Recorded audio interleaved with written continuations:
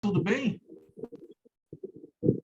Cada dia melhor aqui, mas com muita luta. Estávamos com o César Brito agora, mandou um abraço para o Padre Hernani, para um monte de conhecidos aí.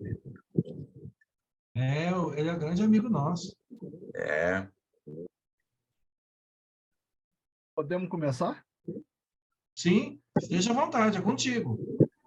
Bom, pelo jeito que o Guilherme Delgado já é conhecido de todo mundo, né? Vamos apagar os microfones? Hein? Estão me ouvindo? Não, eu digo, vamos apagar os outros microfones para não sim. haver ruído no fundo. Doutor em Ciência Econômica pela Unicamp, pesquisador do IPEA, de 76 a 2007, consultor da CNBB e da Comissão Brasileira de Justiça e Paz. Senhor Guilherme Delgado, a voz é sua. Muito obrigado, agradeço o convite e saúdo a todos e todas presentes. E vou direto ao tema, né, porque o tema é muito multifacetado e a gente tem que fazer uma síntese para em meia hora, tá? Que foi a solicitação.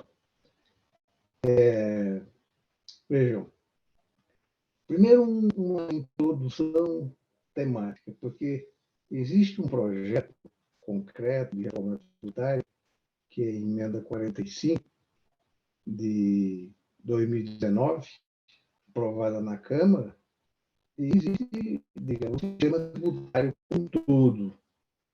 Na verdade, essa reforma tributária ela está tratando, nessa etapa, que ela se propõe a duas etapas bem distintas, ela está se propondo a tratar apenas da racionalidade do sistema tributário, funcionalidade tributária, a sua simplificação com relação aos tributos de incidentes sobre túmulo.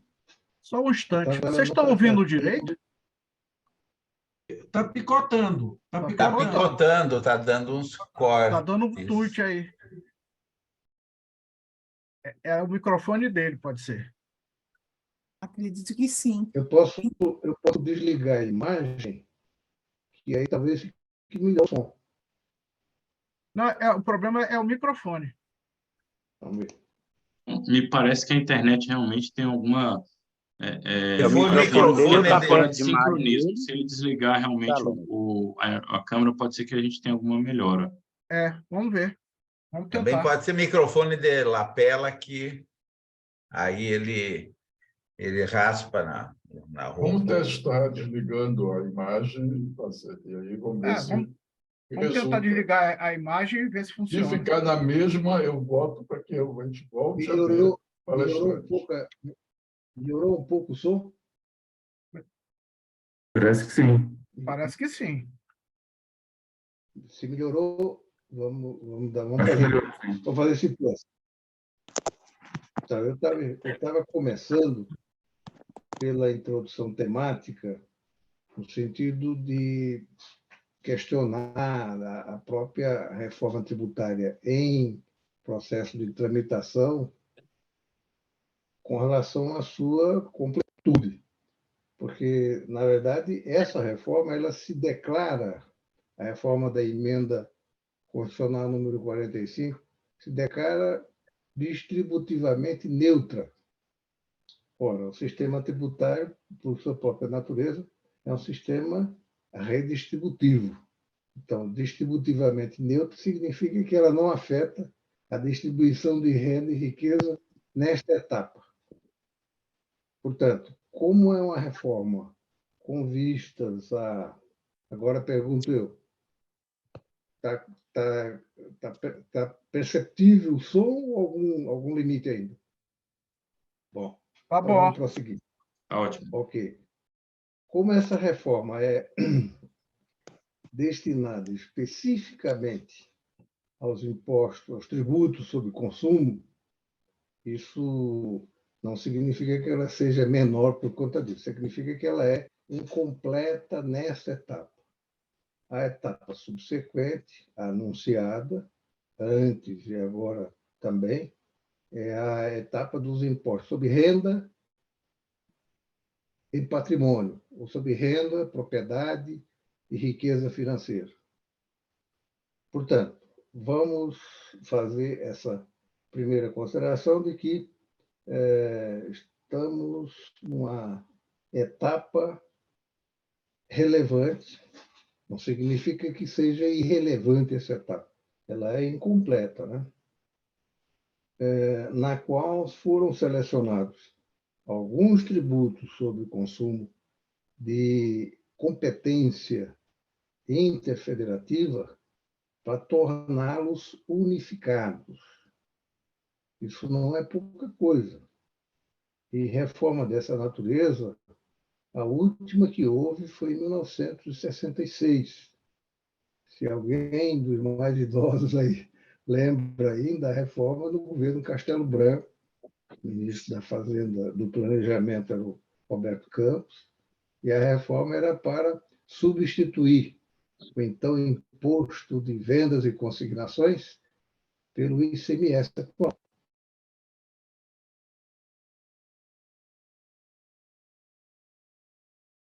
Sobre o valor adicionado no Brasil inteiro.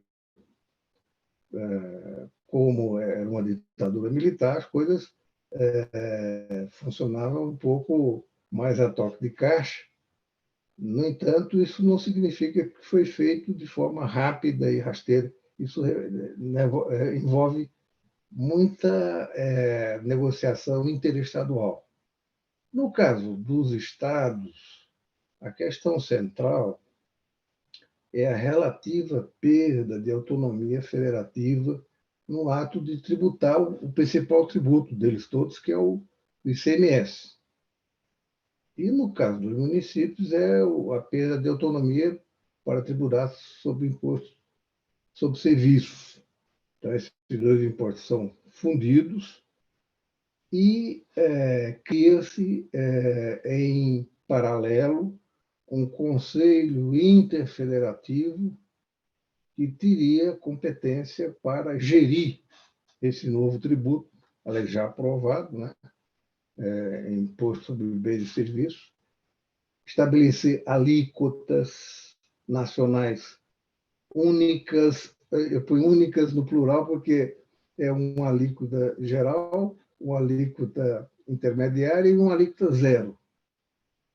Então, quanto mais exceções houver para os alíquota intermediária, que é em torno, não se sabe ainda, de 50% ou 40% da geral, ou alíquota zero, maior será o tamanho da alíquota inicial geral.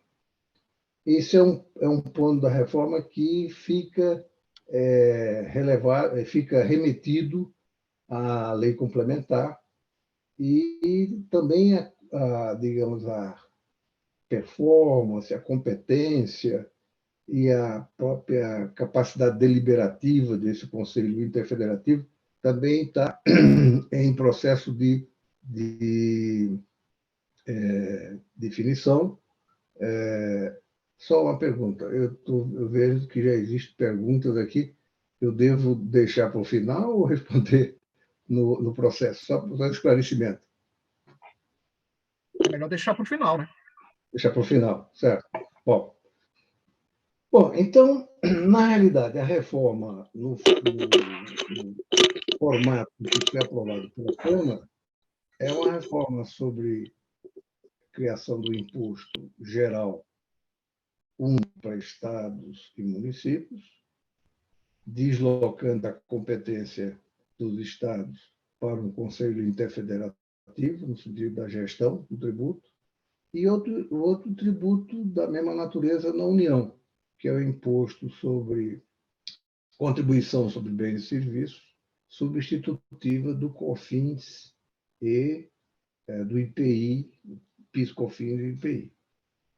Nada se fala sobre distribuição. Agora, a gente tem que ficar um pouco atento, porque essa base tributária da União é a base tributária das chamadas finanças sociais. que financiam a Seguridade Social. Será que o tributo continua incólume, com a mesma destinação? Isso aparentemente sim, porque não se discutiu nessa fase. Vejam só, eu não vou tratar de outros aspectos das finanças públicas que não estão, digamos assim, relacionados à reforma tributária. Mas só para a gente lembrar, reforma, sistema tributário é uma peça de um sistema maior, que é o sistema de finanças públicas, que tem a moeda, os tributos, o orçamento, as dívidas e os haveres públicos. Então, é nesse circuito que se insere, digamos, a criação dos meios de financiamento do Estado para gerir funções de política pública. Portanto, a reforma ela está, por hora, adstrita ao sistema tributário e à parte da racionalidade instrumental do sistema, sem mexer na parte distributiva, que fica colocada na segunda etapa. É importante dizer que alguns consensos, que isso é a grande comemoração da praça, alguns consensos e, digamos, aplausos ao ministro Haddad já se colhem nessa primeira etapa. É bom a gente ter uma visão crítica e, ao mesmo tempo, uma visão equilibrada. De fato, é necessário a implantação dessa primeira etapa da reforma. De fato, é necessária. Não é engodo, não é tergiversação, porque você, na realidade, os tributos que são objetos de ordenação ou simplificação, eles atualmente envolvem 27 estados e 5.700, quase 700 municípios, com capacidade criativa sobre alíquotas e competitivas entre uns e outros. Então, isso cria uma dificuldade no sentido de racionalização do sistema. Portanto, não é uma coisa simples, e o fato de se ter chegado a algum consenso nesse primeiro momento é importante. Agora, vejam só, não é trivial a questão. Dá a impressão que está tudo resolvido, não está nada resolvido ainda, porque, veja bem, a própria competência desse Conselho Interfederativo criado para gerir esses dois tributos está sendo questionada no Senado agora, que é onde ele tramita, em função de que há uma reivindicação incorporada na emenda dos governadores do Sudeste Sul, no sentido de que haja um voto de qualidade no Conselho Interfederativo para os estados representantes do Sudeste Sul, relativamente à ponderação de suas populações, o que criaria, para os estados com menor população relativa, digamos assim, um caráter de membro de segunda categoria, né? Essa digamos, é uma casca de banana que vai ter que ser descascada. Como outras também, porque houve uma série de, como se chama, jabutis colocados de última hora, encheu-se de isenções para a segunda etapa, que seria 50% dos 100% do tributo, vários setores que não precisavam, como o agronegócio, entrou também. Então, isso cria alguma dificuldade, porque quanto maiores são as isenções para a alíquota intermediária ou para a alíquota zero, maior é o tamanho da alíquota geral. Então, já se fala numa alíquota geral em torno de 28%, que seria uma alíquota muito alta em termos internacionais. para essa alíquota diminuir, você tem que ter menor quantidade de setores envolvidos com isenções ou reduções, né? De última hora foi colocada a isenção integral para produto da cesta básica, mas você tem que fazer lei complementar. Qual cesta básica? A cesta básica é um conceito genérico, ela é regionalmente diferenciada. Então, tem todas essas questões a resolver. No entanto, eu queria colocar, sem perder de vista essa primeira parte, a segunda etapa, que, aliás, hoje, o ministro Haddad dá uma longa entrevista na Folha de São Paulo sobre a segunda etapa. A segunda etapa ela é incidente sobre o imposto de renda, sobre o imposto e sobre os impostos patrimoniais. A entrevista fala bem claramente sobre as dificuldades que haverá nessa segunda etapa, porque praticamente no imposto de renda estão as grandes benesses que afetam a distribuição. Como ele próprio diz, 1% da população concentra uma enormidade de isenções tributárias, só para citar duas que a gente pode vislumbrar a sua significação. O imposto de renda sobre lucros e dividendos é zero para as empresas no Brasil. Isso não existe na esmagadora maioria dos países, porque, digamos, essa é a parte da renda de capital que tem, em geral, maior capacidade de distribuir renda e riqueza no processo orçamentário, né? Que são fatias pequenas da população, 1% da população que está aí recebedor desses rendimentos. Outra isenção, que, por exemplo, o sistema de agronegócio, que já é tão poderoso em termos de sua concentração de renda e riqueza, também é fortemente desonerado, aliás, não somente nessa reforma, mas preternitamente também.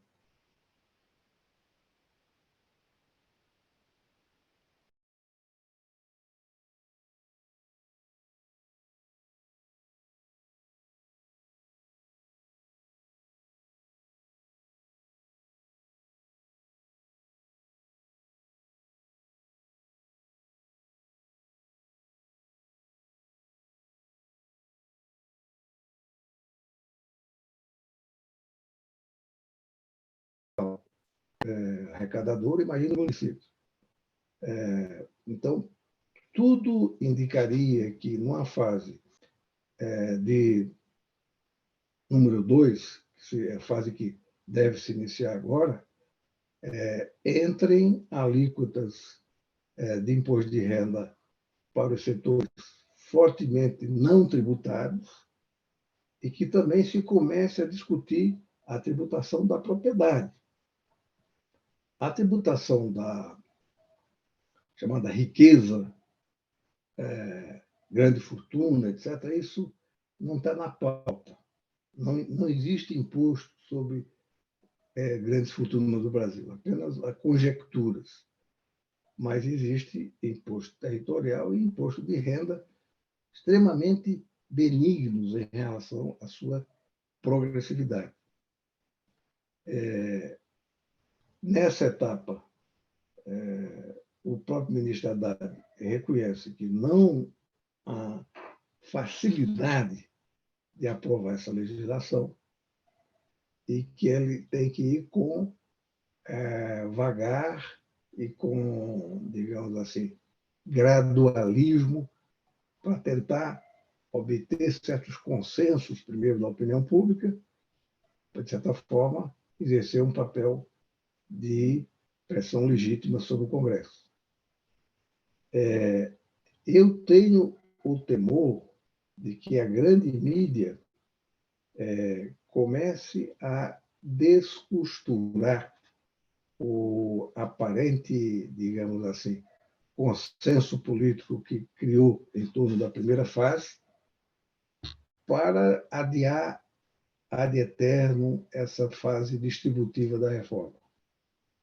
Se essa desconfiança que eu estou manifestando, ela se confirmar, na realidade, sim, a resultante final seria um certo embuste tributário.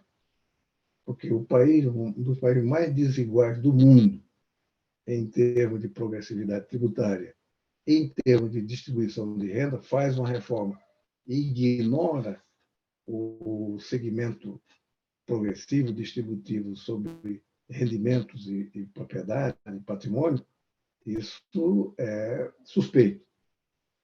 Não retira a benesse, que é conquistar, conseguir a certa racionalização da tributação sobre o consumo. Mas é a mesma coisa você dizer, bom, eu tenho um sujeito que tem um sapato furado no pé direito e agora nós propusemos uma meia sola. Se a meia sola é precária ou não é precária, é uma outra discussão, mas tem uma proposta. Mas o pé esquerdo dele está totalmente furado.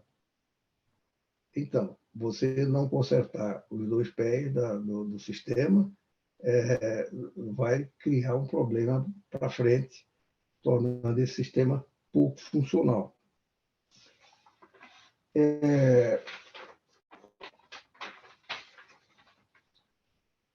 Bom, essa é a equação que nós temos no espectro político. A reforma tributária, de certa forma, criando consensos, de alguma maneira, legitimadores da gestão do governo Lula, mas, ao mesmo tempo, esses consensos sendo ameaçados, no segundo momento, de não incluírem uma parte essencial para um governo de centro-esquerda, que é a melhoria da igualdade social. Portanto, se a reforma tributária ficar distrita à emenda 45 no formato em que ela foi aprovada, nós teremos tido, pelo sistema tributário, um deslocamento à direita para, digamos assim, a hegemonia política, de consequências muito ruins. Eu tenho convicção de que o Ministério da Haddad tem consciência disso e ele espera, ainda nesse segundo semestre, como tem declarado, as propostas de mudança no imposto de renda em conexão com a apresentação da proposta orçamentária de 2024. Até para mostrar que, para viabilizar esse orçamento de 2024, sem déficit, ele precisa da mudança, principalmente do imposto de renda. Os impostos sobre a propriedade, isso aí, eu diria que são importantes, principalmente o ITR, mas não estão na agenda declarada de governo. O ITR ele tem um lado importante, porque é o imposto que, de certa forma, legitima a propriedade fundiária. E a propriedade fundiária no Brasil, nós sabemos que é uma das mais concentradas do mundo. Então, um ITR progressivo e centralizado na União, diferentemente do ITR de brincadeira, como existe hoje, seria uma parte importante da reforma. Outro imposto patrimonial importante é o IPTU, Imposto sobre Propriedade Territorial Urbana. Esse, tudo indica, não vai se mexer, porque é um tributo municipal e não está sendo cogitado de ser mexido agora.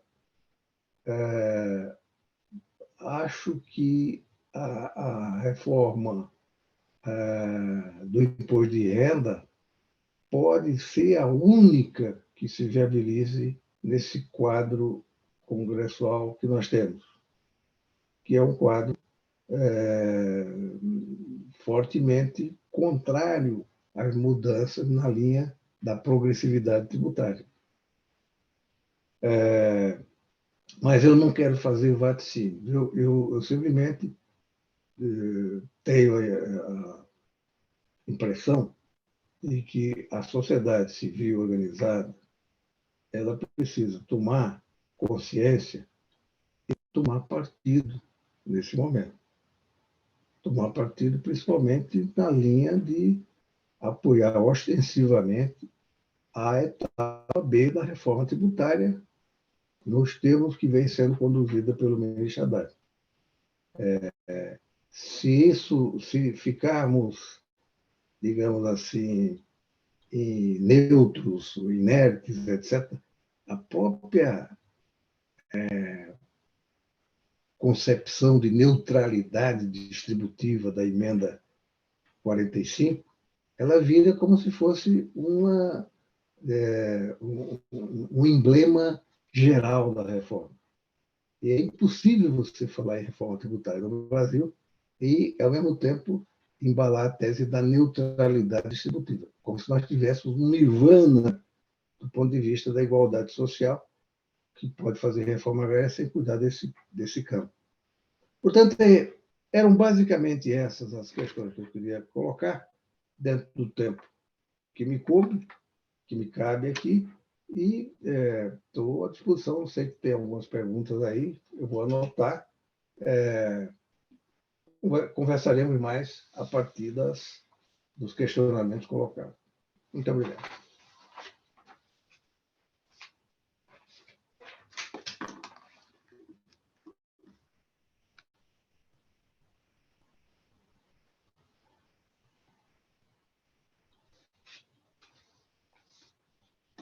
Todd, seu microfone está fechado. Alberto, é você. Bom, a situação assim é bastante complicada, né? Queria alguns questionamentos. Por exemplo, aquilo que chamam o cashback e Desenrola Brasil, se pode ajudar a população mais pobre, né? O outro, nessa segunda etapa que talvez vai vir, tem também o aspecto da recuperação dos recursos que estão nos chamados paraísos fiscais. E outras duas questões, e se este arcabouço fiscal que antecedeu a reforma e também a alta taxa Selic vai atrapalhar a reforma tributária. Isso. Essas perguntas, assim. Obrigado.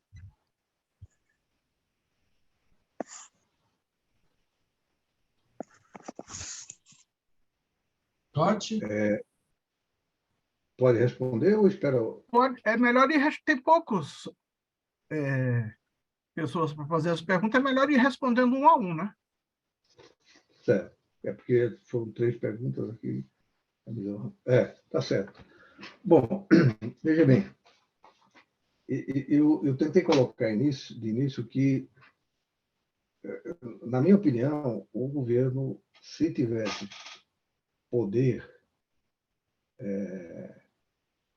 para propor e realizar, ele precisaria propor uma reforma das finanças públicas brasileiras, e não apenas do sistema tributário. Porque você tem a moeda de crédito com grandíssima independência em relação ao conjunto das finanças públicas. E você tem alguns outros subsistemas que estão no percurso das finanças públicas, como a dívida pública, os haveres públicos, dívidas e haveres, e os orçamentos. Os orçamentos, sim, esses têm uma direta ligação com o sistema tributário. Mas as dívidas e os haveres, eles estão envolvidos notoriamente nessa questão da reforma tributária, só que de uma forma muito indireta e até tangencial. Só para citar uma questão. Por exemplo, a taxa de juros, Selic, é a taxa que se aplica compulsoriamente sobre todas as despesas financeiras, principalmente as despesas em juros da dívida acumulada. Portanto, qualquer meio ponto percentual da taxa Selic aplicada a uma dívida pública que é de mais de 50%, em torno de 60% do PIB, ela tem uma despesa exageradamente alta. Portanto, despesa financeira em juros e despesa financeira com subvenções correntes para os setores que têm que ser favorecidos na política econômica, por exemplo, o setor primário da economia, cria uma despesa financeira exagerada. Então, uma reforma das finanças públicas precisaria enquadrar essas despesas hoje totalmente liberadas. A reforma tributária não trata disso. A despesa financeira continua ilimitada. Então, quando você tem uma categoria de despesa que é absolutamente crucial para manter o chamado equilíbrio das finanças públicas, que permanece ilimitado, você está fazendo um dever de casa muito restrito. Todos os, digamos assim, os esforços que possam ser feitos pela chamada área fiscal, que cuida de tributação, orçamento, parte das dívidas e dos haveres, pode ser consumido com o caráter ilimitado da despesa financeira. Né? Agora, para isso você teria que ter uma legislação sobre responsabilidade, não apenas fiscal, mas financeira. Porque hoje os entes do sistema econômico que se apropriam da renda financeira não têm limites. Isso é importante, porque às vezes a gente fala, austeridade. Quando se fala em austeridade fiscal, é sempre para economizar nos orçamentos públicos e gerar um superávit primário para o setor financeiro. Mas você não estabelece limites equânimes para o setor financeiro. Por exemplo, na taxa de juros. Você tem uma independência de um ente, como é o Banco Central, absolutamente anômalo em termos internacionais. Eles vendem isso como sendo uma coisa internacional. Não é assim que funciona, em parte alguma do mundo. Você ter autonomia técnica do Banco Central não significa que ele bata de frente com a política fiscal do governo da União, porque o governo da União é que o governo da União e a autoridade financeira pública é que rege o sistema financeiro público. O sistema financeiro público não é, digamos assim, dicotômico, de forma que uma parte é regido independentemente da outra e ele funciona. Não funciona assim. Então, ele não está funcionando, mesmo com a reforma tributária, pela insistência da chamada independência absoluta de algo que parece mais de uma república independente do Banco Central. Então, isso não tem condições de continuar assim. Provavelmente, o ministro Haddad está acumulando cacife para, em algum momento, bater de frente com a situação que junto ao Senado, conseguir a responsabilização e a demissão do presidente do Banco Central. Provavelmente, essa autonomia não existe ainda. Então, ou seja, o governo, nesse aspecto, está comendo pelas beiradas. Só que está comendo pelas beiradas uma sopa quente demais e com um risco muito grande de queimar a língua. Né? Então, o arcabouço fiscal do governo que acabou de ser aprovado, ele não mexe na independência do Banco Central, ele não mexe na irresponsabilidade financeira dos entes portadores e produtores de despesa financeira. Portanto, ele só mexe na costura mais flexível, substitutiva ao teto de gastos, de forma a você gerar superávites primários menores, superávites primários que possam se alimentar de cancelamento de isenções tributárias e não propriamente de corte de despesa, mas não é como se tivesse um leão muito feroz na redondeza e você está com medo de caminhar um pouco mais na mata para não ser engolido por ele. Agora, a gente precisa dar os nomes aos bois. Que é esse leão tão feroz assim que caminha na mata e pega todo mundo, né? Ele precisa ser colocado num espaço que não ameace a vida humana da forma como ameaça. Em relação à outra questão do cashback, cashback é uma forma de devolução de tributos pagos sobre o consumo.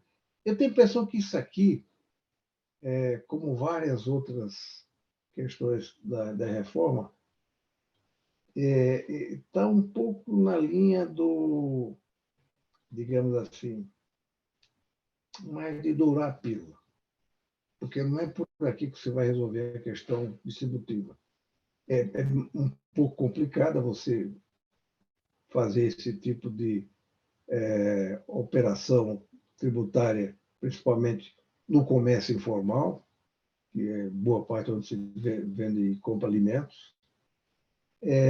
Eu acho mais provável que a isenção da cesta básica, se devidamente regulamentada, ela possa funcionar nessa etapa primeira da reforma como um componente distributivo favorável.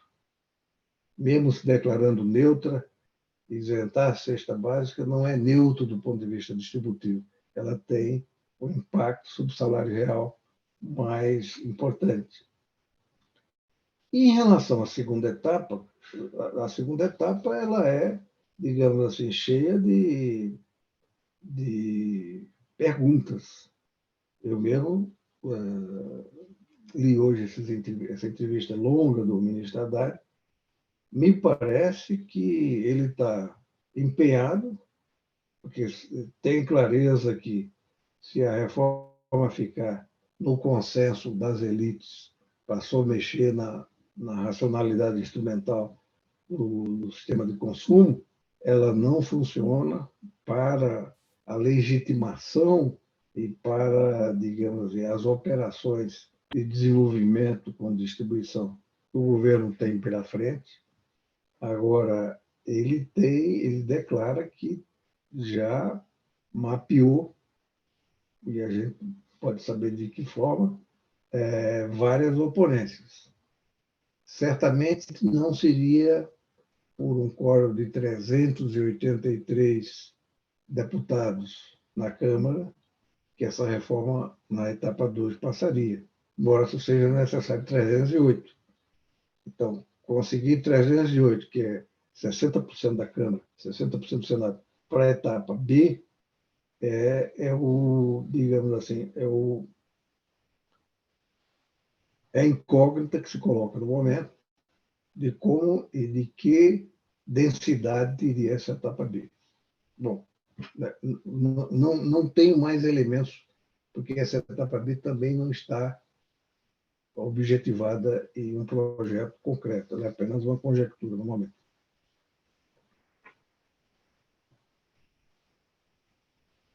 Gilberto, é você. Bom, boa noite a todos vocês. Primeiro, eu fiquei muito impactado com a entrevista do Haddad. Eu considero a melhor entrevista que eu já li dele até hoje.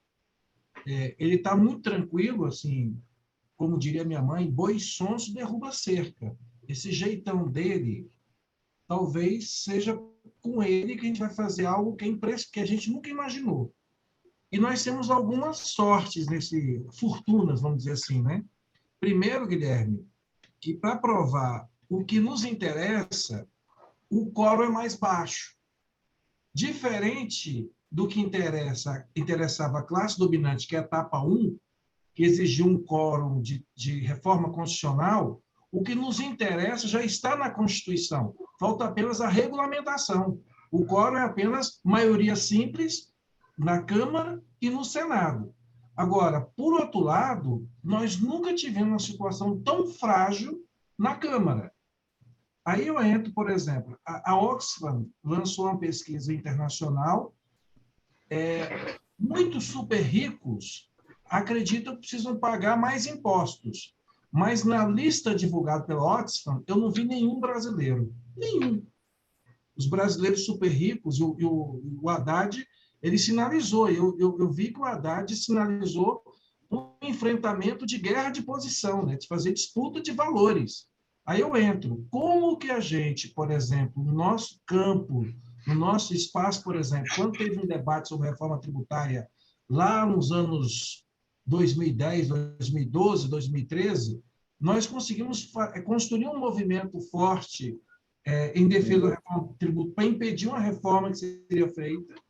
E como a gente poderia, por exemplo, impulsionar para que a CNBB, as pastorais sociais, os organismos, a irmã Sueli Bellato tem uma interlocução muito boa com a CRB Nacional, porque nos interessa agora é a segunda etapa da reforma tributária. E ela é essencial. E, assim, eu volto no boi sonso, porque há uma tensão, vamos dizer, uma tentação do lado de cá de discutir muito filosoficamente e ideologicamente as questões. Pela primeira vez, o arcabouço, que qualquer militante de esquerda de um mês de militância sabe que tem valores e princípios neoliberais. Mas nem todos os militantes de esquerda perceberam que, pela primeira vez, um ajuste fiscal da monta que está se propondo está sendo feito não retirando direitos, mas colocando as isenções para pagar. Então, assim, como que a gente pode, Guilherme, entrar assim, nesse debate, de maneira que, por exemplo, se o Haddad sinalizou isso hoje, quando ele fala por que no Brasil quem ganha até R$ 2.600 paga imposto e quem ganha R$ 2.600.000 não paga imposto. Assim, colocar essas contraposições na sociedade, né? Colocar assim, 1% que não paga, se para garantir que os que ganham até R$ 5.000, que representam quase 90% da população brasileira, deixe de pagar imposto, vai ser necessário que quem ganha mais de R$ 200.000 por mês comece a pagar. Então, esse debate, como é que a gente pode entrar nesse debate, considerando nosso espaço eclesial, né? Como é que a CNBB pode entrar nesse debate? Como é que a Comissão de Disciplinas pode entrar nesse debate? Será que seria uma articulação com os organismos vinculados à CNBB, com a CRB, para pensar essa segunda etapa, que, para mim, é a grande batalha do governo Lula. Vencida essa questão, a gente vai ter feito uma mudança estrutural na sociedade brasileira. Fico por aqui. Bom, Gilberto,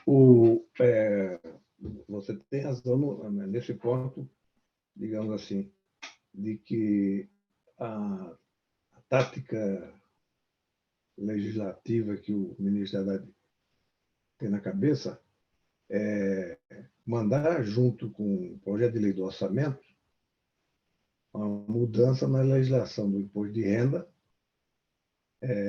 com vistas a até viabilizar esse orçamento que ele está apresentando sem um déficit muito elevado, talvez com a ideia de um déficit zero.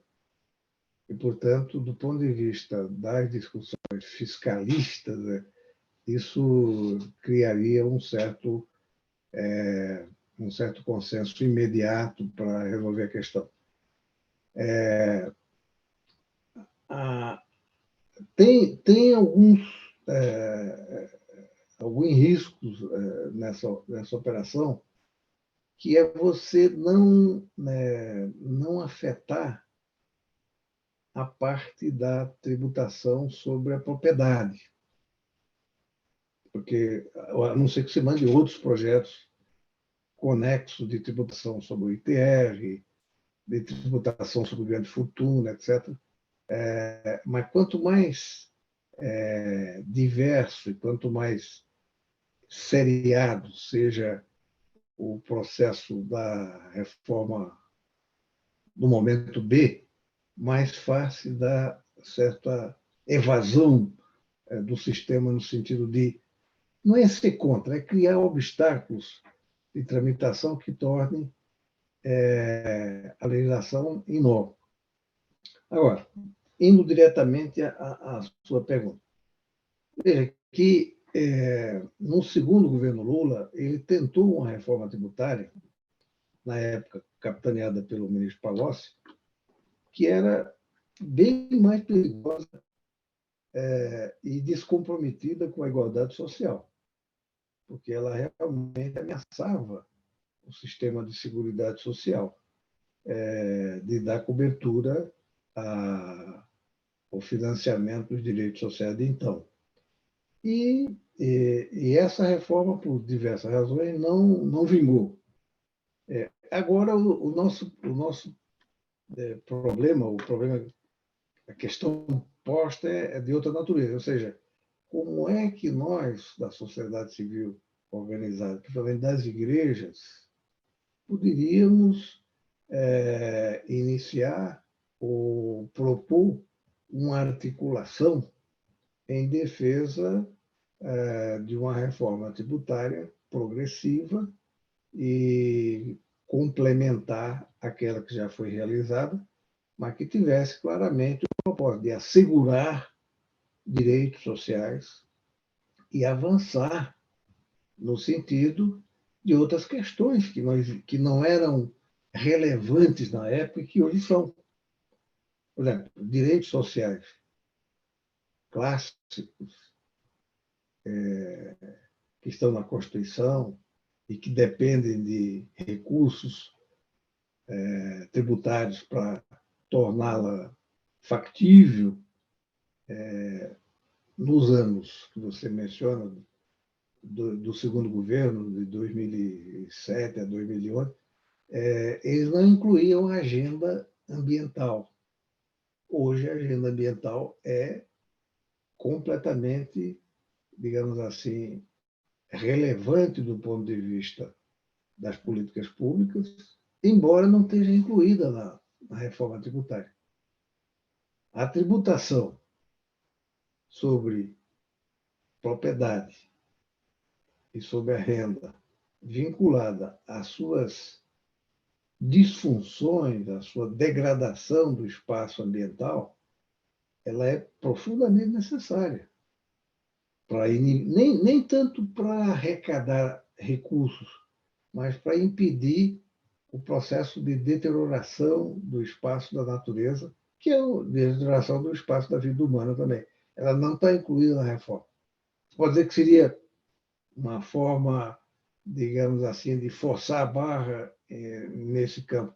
Eu acho que, no campo das propostas de inovação, é válido não apenas ficar na tecnicalidade do projeto do ministro Haddad, que é um projeto bom, mas principalmente acenar para setores que estão dependendo de um avanço no sentido da igualdade tributária, mas também da igualdade fundiária, que precisariam ser contemplados e, ao serem contemplados, eles afetariam a distribuição da propriedade.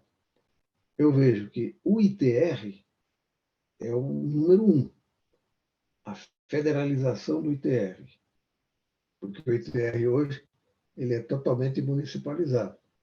Em segundo lugar, a criação de uma verdadeira progressividade tributária em relação não somente aos tamanhos de propriedade, mas às formas de dilapidação do espaço da natureza que se pratica, por exemplo, na economia do agronegócio. Isso aí precisaria entrar na agenda. Muita coisa que entra na agenda, embora não possa ser, ou não se tenha vislumbre de que se aprove agora, eu acho que compete à sociedade civil levantar essas questões em apoio e, mais além do apoio, aquilo que o ministro tem de formas contadas como podendo conseguir realizar agora, no sentido de preparar caminho ao momento C, em que reforma sobre renda, riqueza e propriedade tenha uma eficácia maior do ponto de vista da igualdade social. Vejo, sim, que é possível envolver, não sei se bom, eu estou um pouco por fora da composição da CNBB contemporânea, não sei como é que ela se movimenta nesse processo. Mais para trás, não tinha problema. Mas, como você está lembrando, a campanha que nós fizemos em 2010, no segundo governo Lula, nem foi propriamente da CNBB, foi uma campanha de movimentos leigos. Tinha apoio da CNBB, mas eram movimentos leigos.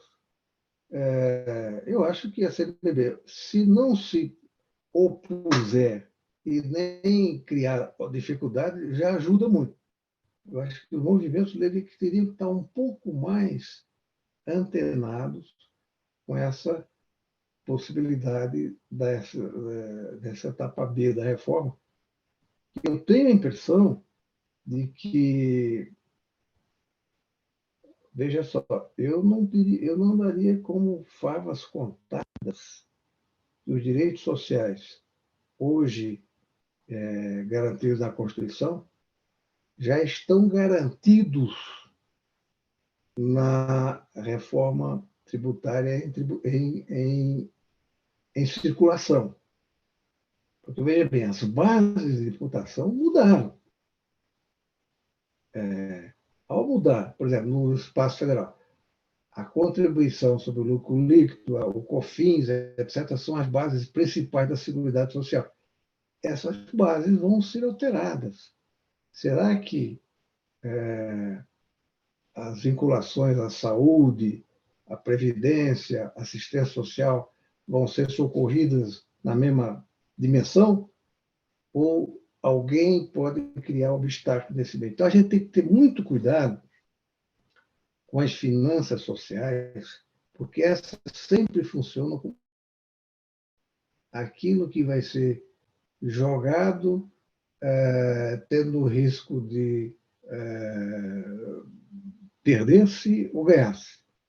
Portanto, eu acho que temos sim que ter atenção para a reforma número 1, que é essa que está tramitando no Senado, para que não hajam prejuízos às finanças sociais, e principalmente nessa etapa B. E, de alguma forma, articular, ou tentar se articular, com os setores que podem perder ou precisam renovar suas agendas de defesa de direitos sociais básicos, que hoje incluem os direitos ambientais. Antigamente, a gente achava que isso era uma coisa de bicho-grilo. Não é coisa de bicho-grilo, é coisa da humanidade mesmo. Temos que tratar dessa questão. É isso que eu penso. Acho que tem mais uma pergunta aí. Tem mais alguma coisa? Pisolato? Cadê o Pisolato? Não, tinha o Henrique Pisolato antes. Só que ele não está aí. Paulo Borges.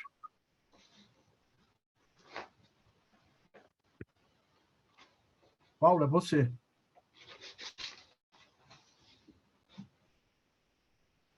Vocês estão me ouvindo? O microfone está desligado. O meu, não. Eu estou ouvindo você, Totti. Não estou ouvindo. Não, o Paulo estava desligado. O Paulo Borges é que eu não estou ouvindo. O Paulo estava desligado. Eu tinha feito até uma observação que o Isolato colocou no chat que tinha sido contemplado na pergunta anterior. Então, boa noite aí a todos. Eu tenho assim, uma preocupação, né? Porque eu vejo por mim que não me sinto ainda bastante ou suficientemente informado das consequências e do universo dessa reforma, né? E no universo que tenho militado hoje, que é na área municipal, eu constato que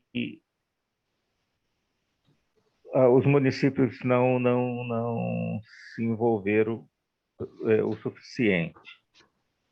E a minha pergunta fica em torno dessa questão: qual o impacto dessa reforma, do que está desenhado por ela, na cultura da repartição do bolo tributário, né, que já está sedimentado na cultura dos municípios há muito tempo, né? E a transição da compreensão disso a gente não consegue ainda vislumbrar, né? Porque dinâmica, por exemplo, da tributação no destino, se num primeiro momento parece algo de avanço, isso pode gerar para os municípios produtores uma certa apreensão, né? Eu vejo aqui pelo interior de São Paulo municípios de médio porte que, apesar de orçamentos municipais até relativamente avantajados em relação à média do país, têm margem de investimento muito baixa e vulneráveis a qualquer variação mais drástica na repartição dessas verbas, né? E, por outro lado, o que permeou, inclusive, as duas respostas em perguntas anteriores, as questões ambientais em face da produção, elas estão presentes no município, né? As questões relativas ao comprometimento da receita com despesas fixas também estão presentes, elas não mudarão, as despesas fixas continuarão. Folha de pagamento e um conjunto grande de despesas estarão no orçamento municipal. Se a receita reduzir, complica. E essa questão também do destino, eu penso, será que aquela guerra fiscal conhecida entre os municípios, entre estados, para atrair indústria, né, passaria agora para atrair comércio, para atrair shoppings, para atrair algum outro tipo, mudar do primário para o terciário, né? Então, o que isso impacta na cultura sob a perspectiva do ambiente municipal? Como é que você vê essa mudança para os municípios, considerando que quase a maioria esmagadora dos municípios do país são dependentes, né? São municípios pequenos, nós estamos aí na casa de 70% dos municípios são totalmente dependentes de repasse de verba, né? De repasse tributário. E mesmo os que não são, eles têm margem de investimento muito baixa. Então, qual é o impacto que se vislumbra? É isso, obrigado.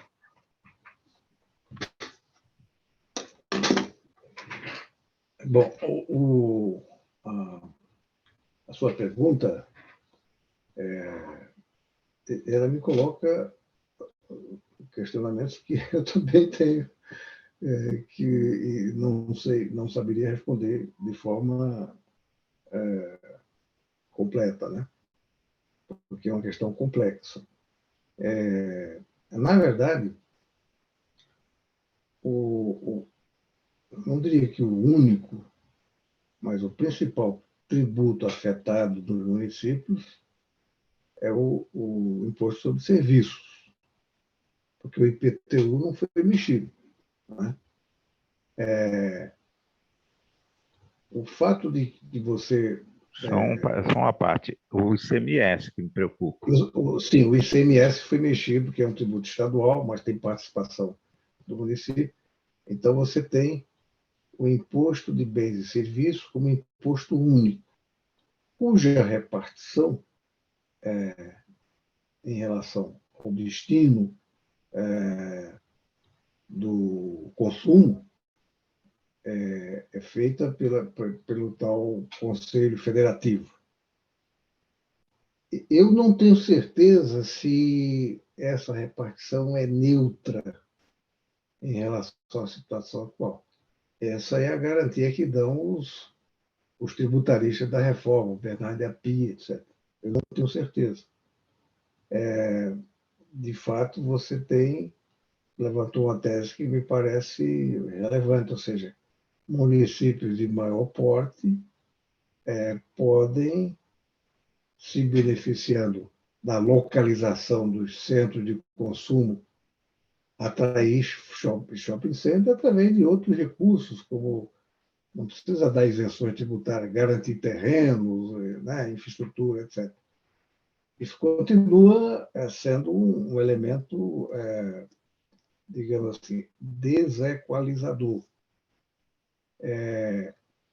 Agora, continua o Fundo de Participação de Estados e Municípios, pelo menos no formato atual, sem mudança distributiva. Tudo um pouco girando em torno da população. Né? Não tem elementos para, digamos assim, considerar como antimunicipalista a reforma no formato atual. Até porque me parece que digamos assim, há uma certa confusão tributária existente com a multiplicidade de entes tributários e, digamos assim, uma certa normal prevalência do município de maior porte, aparentemente estaria sendo mais bem resolvido nessa nova tributação. Agora, acho pertinente as suas dúvidas, algumas delas eu tenho também. Não consigo dar o passo seguinte, que é garantir. Eu não garanto, como garante o Bernardo Api, que essa reforma é neutra do ponto de vista distributivo em relação às fatias arrecadadas por estados, municípios, grupos sociais, etc. Não sei se é neutro, a gente precisa ter uma certa cautela. Mas é isso. Sueli, é você. Guilherme, eu estou um pouco por fora do que ficou, de fato, o final da reforma, mas toda aquela crítica do não pagamento dos jatinhos, das aeronaves, dos ricos, ficou tributado ou também ficou fora? Sueli, aquilo como tributação de jatos, jet ski, tudo isso ficou na alíquota máxima, que é 100%. A alíquota máxima é a alíquota geral. Não se sabe quanto vai ser, mas ela vai se aplicar a esses itens. Por outro lado, veja só, como insumos agropecuários entrou na alíquota intermediária, você vai ter que importar, se você importar agrotóxico ou você vender agrotóxico, você paga o imposto reduzido, não é o imposto máximo. Então, tem esses desequilíbrios no processo de tramitação legislativa. Isso foi uma emenda encabeçada pela Frente Parlamentar da Agropecuária, de última hora, que incluiu todos os insumos agropecuários na alíquota intermediária, mas não jatinhos, lanchas e equipamentos de consumo de mais alta renda. Obrigada. Né? Glauco. Gente, obrigado. Boa noite, gente. Obrigado, Guilherme, pela explanação. Tem um gatinho aqui que não me deixa participar, que não quer, ele quer participar também. Bom, na verdade, a respeito de brechas, né? Tem tido muitas críticas acerca de brechas que podem aumentar as exceções futuras, né, em cima dessa reforma. E outra coisa também é o próprio governo não está esclarecendo o suficiente. A gente está num grupo aqui, né, de pessoas que têm um acesso à informação, que têm um bom nível de esclarecimento, e a gente vê que as dúvidas são 1000. Né? E imagina isso para a população mais simples. Então, o que a gente vê? A gente vê a oposição, né, trabalhando em cima disso. Né? Então, você pega acho que o Eduardo Bolsonaro já colocou, já fez memes lá falando que a cesta básica vai aumentar com a reforma tributária, etc, etc. E, do contrário, a gente não vê também uma comunicação do governo no sentido de mostrar para a população as benesses de uma reforma tributária, né? E aí a pergunta fica bem em cima disso mesmo. Essa comunicação simples, é claro que a reforma tributária é algo complexo, né? Se fosse simples, não teria atravessado aí tantas legislaturas para tantos governos, né? Para ser pautada, para ser aprovada, etc.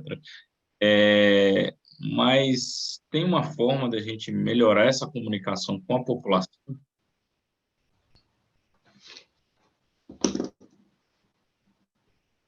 Olha, Glauco, veja bem, como a reforma tributária ela está tramitando na mídia como série de TV. Ou seja, cada dia você tem uma discussão, e as pessoas não têm uma compreensão nem mesmo da totalidade da reforma. Até a segunda etapa, muitas pessoas nem sabem se ela vai acontecer, como é que vai acontecer, etc. Então, tem esse inconveniente na comunicação de que você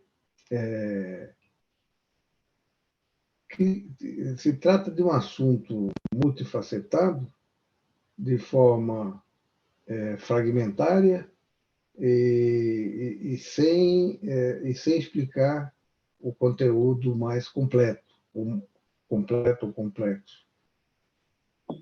Um pouco isso faz parte da cultura contemporânea, que tem tudo ser apresentado de forma binária, de forma simplificada, né? Agora, eu acho que algumas coisas que são muito importantes no mundo da vida das pessoas, veja, a gente usar uma expressão muito interessante da filosofia alemã, a reforma tributária, sistema tributário, é, por sua natureza, algo do mundo dos sistemas de intervenção pública, política, mercantil, etc. E as pessoas vivem no mundo da vida.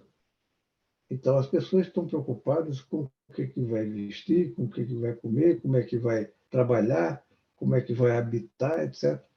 Eu tenho a impressão que, sim, falta da parte do governo, ou da comunicação pública do governo, uma preocupação com tradução desses assuntos complexos do mundo dos sistemas para o mundo da vida.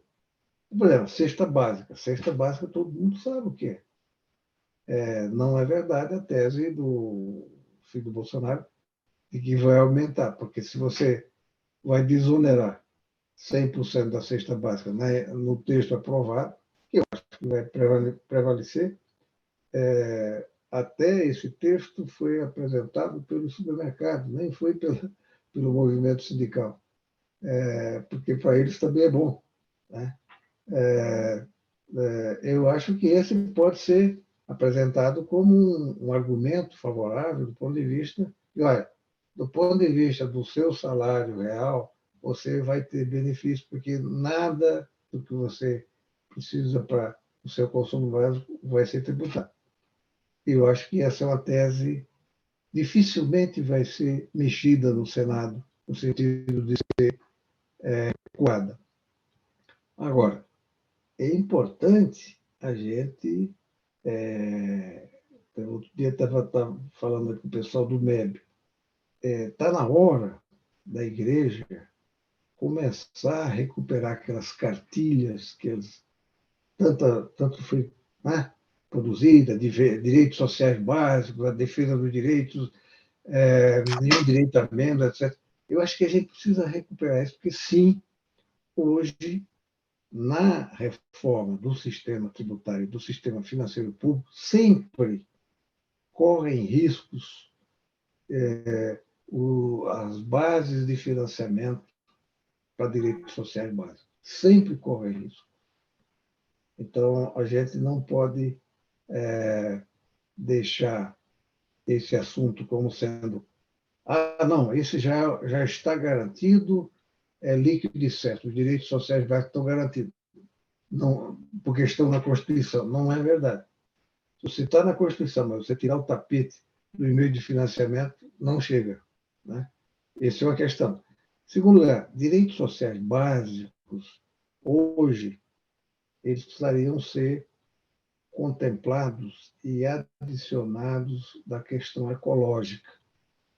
Nas nossas discussões dos anos da primeira década do século, direitos sociais básicos eram direitos que tinham a ver com condições de subsistência, com a questão da alimentação, da habitação, dos meios de subsistência básicos. A questão ecológica era, para nós, considerada como uma coisa de nichos. Não é assim mais. Ainda mais um país que se tornou primário exportador, essa questão é central. Nós temos que trazer essa questão para a discussão dos direitos sociais básicos atualizados na conjuntura atual, em função da mudança no sistema tributário, de forma muito ampla, como se pretende fazer, ou como já, de certa forma, já se fez numa primeira etapa. Acho que sim, retorno à preocupação anterior, penso que traduzir, descodificar, humanizar a discussão da reforma tributária é um papel que, se o governo não cumpre, nós precisamos cumprir, né? Talvez até criando espaços, sites, formas de explicação detalhada, passo a passo, dessa tramitação, e mostrando também as fake news que entram no processo, né? Todo mundo tenta tirar partido disso aí. Acho que esse é um papel que acho mais nosso do que... Claro que é do governo também, mas eu sou da tese de que a gente tem que estar à frente do governo nessas etapas, nesses processos, porque o governo... eu acho que o governo Lula é um governo refém.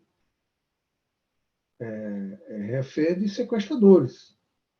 Agora, nós precisamos ajudar o governo a não se apaixonar pelos sequestradores, porque senão nós entramos num processo muito complicado.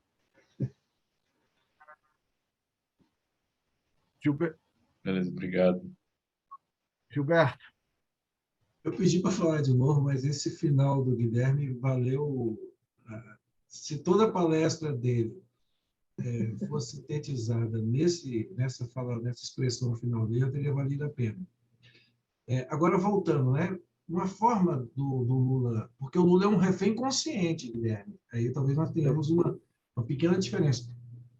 Vocês me escutam? Sim. Uma pequena diferença, porque eu nunca vi o Lula tão consciente da situação do país como agora. Eu vejo que, no contexto de partido, de governo no conjunto, é mais provável, mais possível que se apaixone pelo sequestrador. Agora, o Lula em si, não. Agora, deixando ele de lado e concordando com você que cabe mais à sociedade civil e no espaço que a gente atua, no espaço eclesial, o meu risco, eu queria dialogar contigo, é da gente desconsiderar, o risco de desconsiderar a correlação de forças que tem na sociedade, sobretudo no parlamento, e vir com uma agenda muito forte, muito ampla, se a gente não perderia fôlego, ou se seria interessante a gente falar assim, nós queremos agora imposto sobre lucros e dividendos. Esteve aqui com a gente já há algum tempo, o Eduardo Costa Pinto, ele mostrou para a gente as 500 empresas mais ricas do Brasil que aumentaram o seu lucro. E só a Petrobras, ela teve lucro no ano passado de 200 bilhões de dólares. Isso não tem pagamento de lucros e dividendos. Só aí dá 30, 40 bilhões de reais, que dá para fazer muita coisa.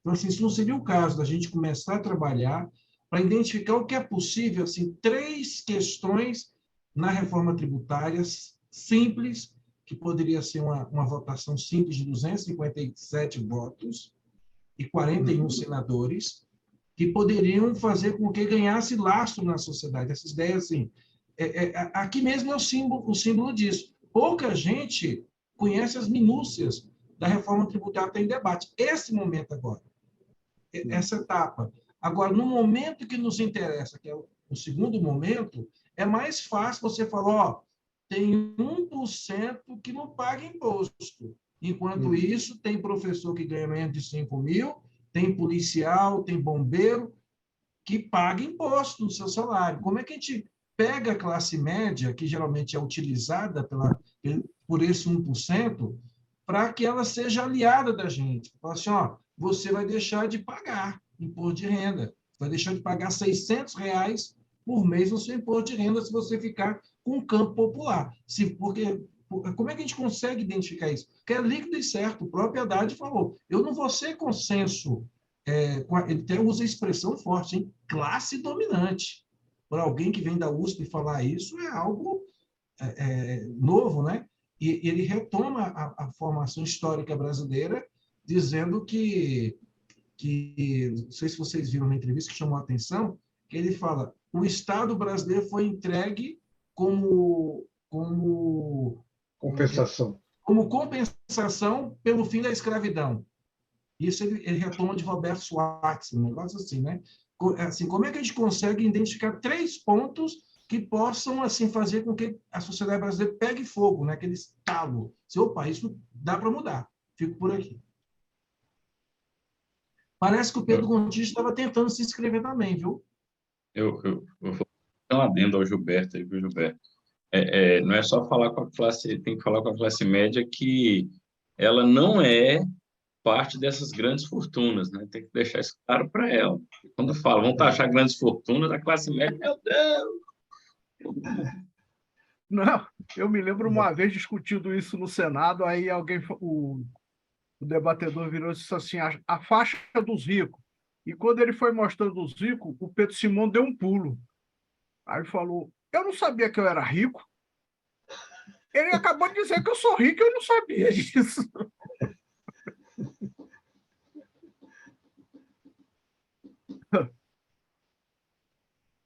O Alberto voltou. Ah, não, o Guilherme ainda não respondeu o Gilberto. O Gilberto estava colocando a tese de que nós precisaríamos escolher alguns tópicos fáceis de passar para a população, eventualmente comunicando prioridades e preferências de quem quer fazer avançar a parte B da reforma. Eu acho que você já levantou a primeira tese, ou seja, esse lucro da Petrobras que você mencionou, a Petrobras tem esse lucro porque é uma empresa de monopólio. E o preço que a Petrobras cobra sobre os seus combustíveis, colado aos preços internacionais, como era até bem pouco, isso, na realidade, é uma espécie de tributo. Você só consegue comprar combustível que é refinado, ou pelo menos era objeto da produção, de uma única empresa. O fato de você isentar a Petrobras, que tem esse lucro gigantesco, estou falando da Petrobras como uma empresa monopolista, mas essa não é a única empresa monopolista no sistema. Em geral, as grandes empresas são monopolistas em cada uma de suas áreas. Então, todas essas empresas isentas da tributação dos dividendos significa que elas estão sendo isentas no lucro de monopólio que elas recebem. Tá assim, vale para a Petrobras, vale para a Nestlé, vale para o Vale do Rio Doce, enfim, vale para os bancos, etc. Isentos pelo lucro percebido em condições de preço de monopólio. Então, o que nós estamos dizendo é o seguinte, olha, se qualquer cidadão que recebe salário acima de 5 mil ou acima de 3 mil, tem uma tributação que varia hoje até 28%, que é baixa, ou seja, você teria que ter uma tributação mais progressiva, porque os perceptores de lucro na forma de dividendos distribuídos, porque o lucro tem duas fatias, uma fica na empresa para reinvestir e outra é distribuído. E quem decide é o conselho de administração. O fato de você ter lucros e dividendos distribuídos pela empresa e recebidos pelos acionistas isento de tributação, isso é um paraíso fiscal por excelência. É como se fosse um paraíso fiscal dentro do sistema tributário. Não pode continuar assim. Né?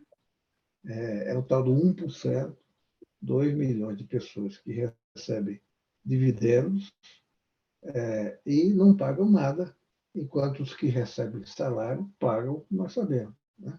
Então, essa é um item fácil de discutir. Agora, evidentemente que vai enfrentar a barreira de oponentes. Outro item fácil de discutir, embora contando com a oponência grande dentro da Câmara, é você manter o sistema de agronegócio completamente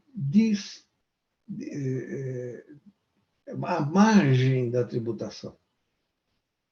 Como é que você pode ter os proprietários da riqueza fundiária e da riqueza comercial na exportação, no lucro dos commodities, totalmente isento de tributação se eles são os mais ricos do Brasil? Né? Não faz sentido. O fato deles... não, mas eles são importantes porque exportam commodities. Ótimo, exporta commodities, mas paga tributo. Né? Eu acho que é fácil, mais ou menos, ver que tem uma parte da riqueza comercial, financeira e de outras formas de riqueza que estão privilegiadas na faixa do imposto de renda. E, portanto, eu não vejo muita dificuldade da gente transformar isso em linguagem comunicativa, principalmente que como o próprio ministro Haddad leva na entrevista hoje, ele vai distribuir de forma bastante generosa as informações fiscais que existem e que são informações públicas para um acesso mais amplo e restrito à sociedade civil, para que ela, de posse dessa informação, vá trabalhando e descodificando e apoiando a reforma que ele se propõe a apresentar. Eu não vejo dificuldade por aí, não. Acho que é mais a gente... O mais importante aí é a gente fazer o trabalho de descodificar. aí. Alô? Pois não. Carlos Marques, pode falar. Foi uma abertura acidental de...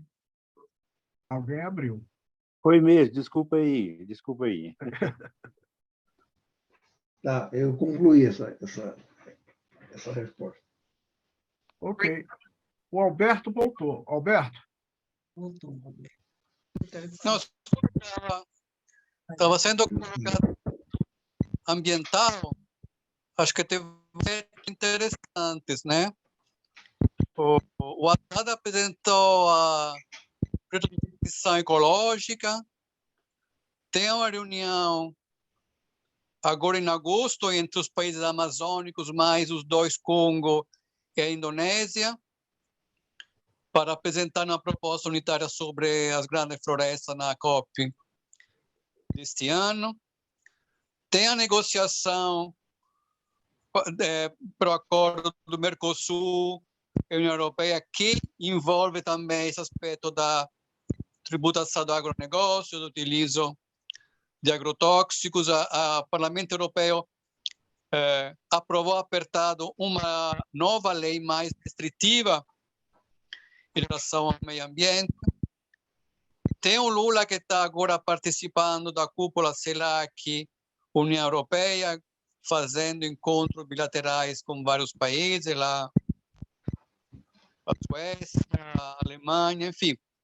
Então, esse aspecto ambiental, acho que está bem atual, né, na situação, na conjuntura presente.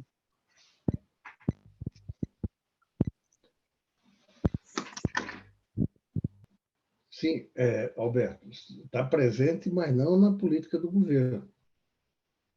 Veja que acabou de sair um plano safra, 400 e tantos bilhões de reais, e com os mesmos parâmetros do sistema anterior. Você tem juros subsidiados para o agronegócio, você tem uma concentração enorme de recursos nas commodities, e você não tem nenhuma salvaguarda ambiental do tipo zoneamento hidroecológico que realize algum tipo de tributação a quem degrada o ambiente e prêmio a quem preserva o ambiente. Então, o Plano Safra ainda saiu no formato refém do agronegócio. A proposta de mudança da política agrícola e de lançamento de uma política de abastecimento que vem sendo discutida por outro ministério, que é o Ministério do Desenvolvimento Agrário, ainda não ganhou suficientemente consistência ou amparo para apresentar um plano safra que desse sustentação às teses da segurança alimentar e da transição ecológica, que é o que se espera. O próprio governo Lula, no debate internacional, ele tem insistido muito em denunciar as cobranças da União Europeia em relação à certificação de origem, e eu acho que ele devia ficar quieto. A certificação de origem vai atrapalhar quem faz desmatamento, não é o Estado brasileiro, né? Portanto, quando digo é um governo refém, mas que não pode se apaixonar pelo sequestrador. O agronegócio tem uma pauta em política agrícola nada compatível com a sustentabilidade ambiental. É só conversa fiada que eles apresentam. Na hora de fazer a legislação, é mais do mesmo. E o planejamento da política agrícola e principalmente da política fundiária federal, elas podem fazer uma diferença crucial no sentido de mudar os parâmetros, digamos assim, do privilégio exercido pelo agronegócio, baseado basicamente no direito constitucional, né? Agora, para isso, o pessoal precisa saber do que se passa. Só quero citar uma ideia para vocês. O Supremo Tribunal Federal editou, em final de novembro de 2022, uma jurisprudência sobre alienação de terra pública absolutamente favorável ao nosso campo, que acolheu a própria ADIM, apresentada pela CONTAG, apoiada pela ABA, e esse assunto virou entre nós letra morta, como se não existisse. E é uma jurisprudência aplicável a todas as situações conexas, situações análogas. Portanto, não precisa fazer uma outra ação direta de inconstitucionalidade para discutir destinação de terra pública e nem pode se fazer processos de regularização fundiária em desconformidade com essa jurisprudência que vem do próprio movimento agrário. O movimento agrário ignora o assunto. Então, acho que nós precisamos socializar um pouco mais as coisas que até nos são favoráveis e que não estão devidamente, digamos assim, ou sabidas ou incorporadas às discussões sobre política pública. Bom, é isso que eu tinha que falar. Alguém mais? Bom, nós só temos a agradecer a você, Guilherme, e sair com a pulga atrás da orelha, porque se nós não estamos conseguindo entender essa reforma de forma ampla, fico imaginando o cara lá do chão de fábrica, como a gente chamava antigamente. Sim. Se não houver comunicação em sistemas de informação direta com esse grupo, vai ficar difícil mobilizar essa massa para forçar o Congresso a decidir a nosso favor. Está complicado. Essa primeira etapa foi consenso. Agora, eu sempre vi a reforma tributária como um espaço de embate. Já estou se falando em consenso, fica difícil. Reforma tributária é para saber quem perde e quem ganha, né? Exatamente. Agradecemos a sua presença. Foi esclarecedor o seu debate, viu? Bom, eu agradeço também. Eu só queria lembrar que, sobre esse mesmo tema, os diálogos de justiça e paz me pediram para fazer uma fala no dia 7 de agosto. Na verdade, é reforma tributária,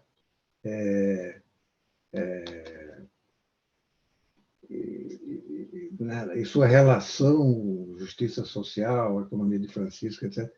Na verdade, na etapa atual, não tem muita relação com a economia de Francisco, mas deveria ter, né? Eu acho que é em torno desse dever ter que a gente espera que possa caminhar a segunda etapa. Agradeço o debate aí e eu acho que ficou patente que, como dizia o Ulisses Guimarães, reunião boa é reunião que tem filhote, né? Eu acho que essa reunião pode ter filhote, no sentido de que alguma coisa precisa ser esclarecida, né? E ela não se encerra por si própria, né? Gilberto, foi esclarecedora, mas ao mesmo tempo provocadora de dúvidas. Verá. Vai sair todo mundo com a cabeça aqui pensando o que fazer. Cai mais um pouquinho dos cabelos aqui. Não, o meu já foi. Não desanimeis. Tem uma pesquisa do IPEC que vocês devem ter visto, que aumentou a popularidade da presidência do Instituto Presidência da República para níveis próximos a 2012. E o próprio Supremo Tribunal Federal melhorou sua avaliação. Isso tem a ver um pouco com o esvaziamento do bolsonarismo, mas é outro debate. Quem sabe também ajuda o Lula a ficar menos refém, né? Ele crescendo na força, na sociedade. Oi, gente, boa noite. Deixa eu falar pelo menos oi para o meu amigo Guilherme. Eu perdi essa conversa boa. Tudo bom, Guilherme? Tudo bem. Beijo, Sara. Estou vendo. Você não está me vendo porque para facilitar. Ele fechou o vídeo, por isso que nós não estamos vendo. É por causa do áudio, né? Que estava ficando prejudicado. Estava travando o áudio dele. Privilegiar o áudio. Deixa a Jussara falar aí, que ela queria falar alguma coisa. Pode falar. Era só o oi mesmo, né, Jussara? Era só um oi, dizer boa noite para o Guilherme, que eu perdi essa conversa boa. Depois eu vou fazer a Sueli me fazer um relato. O menino te manda a gravação. Não, o Glauco e o Gilberto te mandam a gravação. Então manda a gravação, Glauco. Sim, ó. O professor ele não pode deixar de ouvir, não. Boa noite. Obrigadão. Obrigado, Guilherme. Muito obrigado, Guilherme. Obrigado. Obrigado, Marcos. Boa noite, Guilherme. Boa noite, gente. Obrigado, Guilherme. Obrigado a todos. Obrigado, Glauco. Valeu, gente. Boa noite a todos. Tá entrando aí. Oi? Deu um barulho, né? Forte. Deu. Gilberto, me liga para a gente combinar a questão do link as próximas semanas. Tá bom, ligo. Bom, Eu não sei exatamente que eu tenho um compromisso familiar lá embaixo daqui a pouquinho, mas eu te ligo depois. Tá bom, tchau, até mais. Valeu, gente. Boa noite, gente. Boa noite a todos. Até mais.